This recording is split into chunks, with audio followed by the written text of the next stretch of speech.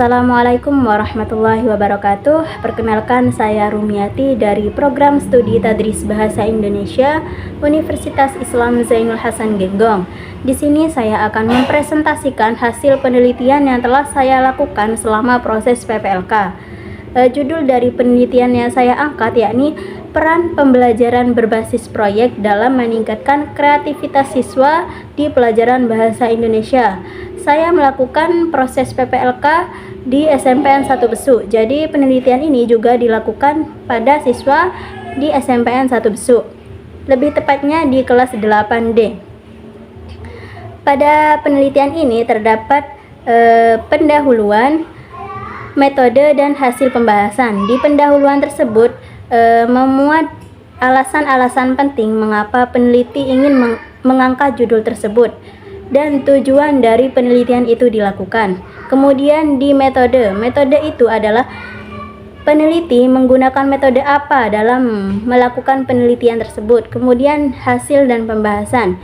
Di hasil dan pembahasan ini barulah dijelaskan hasil dari penelitian yang telah peneliti angkat atau yang telah saya lakukan di SMP Negeri 1 Besuk.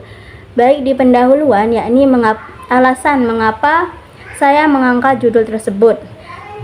Saya mengangkat judul tersebut karena ingin mengetahui seberapa penting pembelajaran berbasis proyek itu dilakukan untuk meningkatkan kreativitas siswa di pelajaran bahasa Indonesia di SMPN 1 Besuk. Kemudian saya juga ingin mengetahui seberapa jauh pemahaman siswa dalam memahami materi dan mengaitkannya dengan kehidupan mereka sehari-hari dengan menggunakan pembelajaran berbasis proyek. Kemudian di sini ada metode yang kedua.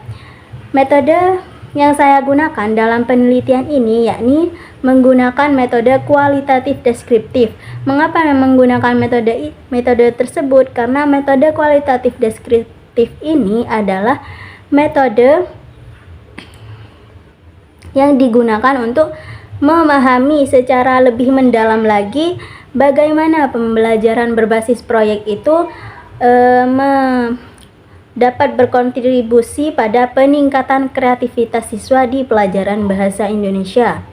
Kemudian deskriptif di sini hasil yang telah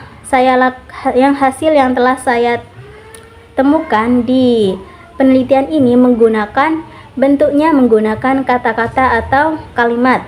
Itulah mengapa peneliti menggunakan metode kualitatif deskriptif. Kemudian hasil dan pembahasan. Sebelum menjelaskan hasil dan pembahasan yang telah saya dapatkan, di sini saya akan menjelaskan terlebih dahulu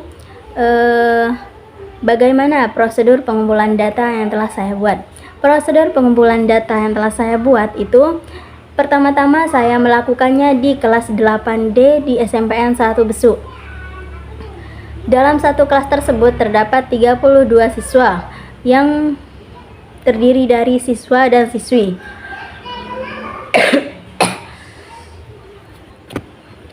Yang terdiri dari 32 siswa yang terdiri dari siswa dan siswi.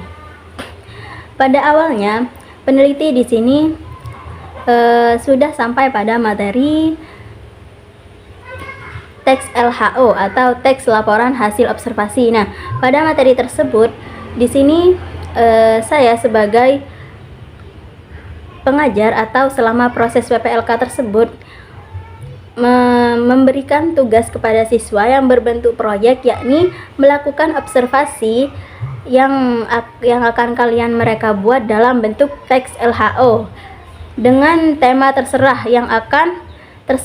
siswa yang akan menentukan tema tersebut, asalkan tema tersebut berasal dari sekitar rumah mereka atau sekitar lingkungan kehidupan mereka. Dari situlah itu mengapa termasuk peran pembelajaran berbasis proyek, karena itu menggunakan pertanyaan dan jawaban dari mereka sendiri. Mereka harus bertanggung jawab dari tugas yang telah pengajar buat. Itulah alasan peneliti mengangkat judul tersebut. Kemudian hasil dari siswa atau hasil tugas yang telah siswa lakukan itu sangat kreatif. Terbukti bahwa peran pembelajaran berbasis proyek ini berhasil dilakukan oleh kelas 8D di SMPN 1 Besuk. Pada hasil dan pembahasan di sini itu pembelajaran berbasis proyek secara signifikan meningkatkan kreativitas siswa di kelas 8D SMPN 1 Besuk ini. Melalui berbagai proyek yang diberikan, siswa dapat mengeksplor ide-ide baru, bekerja secara mandiri maupun kelompok, dan menghasilkan solusi kreatif terhadap permasalahan yang dihadapi.